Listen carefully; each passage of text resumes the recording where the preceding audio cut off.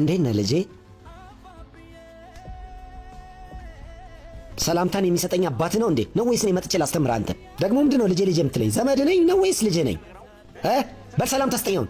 ሰላም አለቀይ። ስማ አንተ፣ እሱ ብቻ ነው እንዴ ቆሞ የታየህ? ከሱ ጋር እኔ የቆምኩት አልታየውክም እንዴ? ለእኔም ጭምር ሰላም ታስጠኝ። ሰላም እመቤቴ።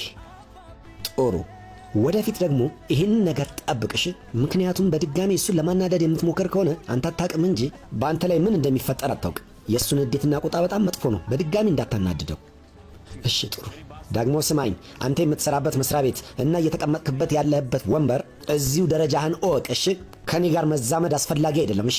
የአለቃችን የሥጋ ዘመዱ ልትሆን ትችላለህ። የኔ ግን ምንም ሥጋዬ አይደለህም። ያዘዝኩህን ብቻ ስራ እና ከኔ ጋር መለፋለፉም አስፈላጊ አይደለም። ካለበለዚያ ከሥራ እንድትባረር ነው የማደርግህ።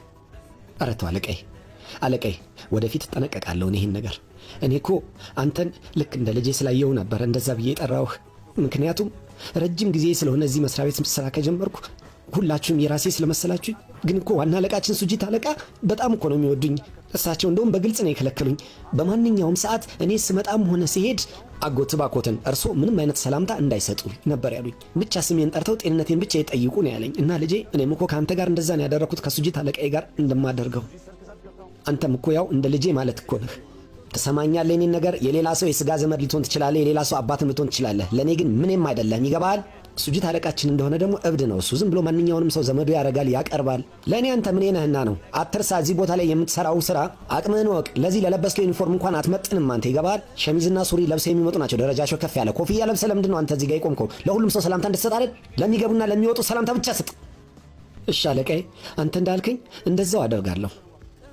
ነገር ግን እጅን ዘርግቼ ልማጸንህ። ስለ ሱጂት አለቃዬ ጉዳይ ግን ምንም መጥፎ ነገር አትናገር። ቤቢ በጣም እየለፋለፈ እኮ ነው ይሄ ሰው ካንተ ፊት ለፊት። አንተ ይሄን አክል ዓመት እዚህ ቢሮ ስራ እየሰራ ካንተ ፊት ለፊት ቆሞ የሚናገርበት እኮ ማንም ሰው መብት የለው። ይሄ ዘበኛ ደግሞ ካንተ ፊት ለፊት ቆሞ ይለፋለፋል እንዴ? አፉን ይከፍታል?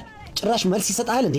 እኔ እንደውም የምልህ ከዚህ ስራ አሁኑኑ ብታባረረው ጥሩ ነው። ረጅም ጊዜ ቢሆነውም እዚህ ስራ መስራት ከጀመረ ካንተ ፊት ለፊት ግን ምንም አይነት አቅም አይኖረው። ዘበኛ አይደል እንዴ? ምንስ ቢሆን ደግሞ ታውቃለህ እሱ ምን እንደሆነ ስራው?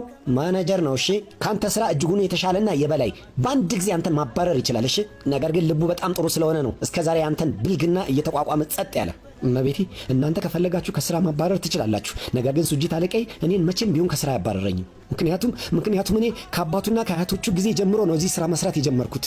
እሱ እኔን በጣም ነው የሚወደኝ። መቼም ቢሆን አያባረረኝም። የፈለጋችሁትን ያክል ብትሞክሩ እንኳን አያባረረኝም። ቤቢ አሁንስ እኔ መታገስ አልችልም። ካንተ ፊት ለፊት እንደዚህ ሲጨማለቅ ማየት አልችልም። በቃ እንደዚህ አድርግ። አሁኑኑ ከዚህ ስራ እንዲባረር አድርግ። ደግሞስ እንዴት ነው መባረር የምትችለው? የምትባረርበት ትክክለኛ ማስረጃ ሊኖር ይገባል አይደል? ጥሩ እንግዲያውስ ቤቢ በሱ ላይ የስርቆት ወንጀልን እንጫንበት። እናም ላለቃህም እንደዚህ በለው፣ ሴቶች ገባ ወጣ ሲሉ ሴቶችንም ይላክፋል፣ ያስቸግራል፣ ሴቶችን በመጥፎ አመለካከት ነው የሚያዩ ይበል። ከዛ በኋላ ታያለህ ይህን አክል የጎረርክበት ሱጂት አለቃ ያልከው መቼም አያባረረኝም ያልከው አለቃ ይሄው አለቃ ገፈታትሮ ያባረራል።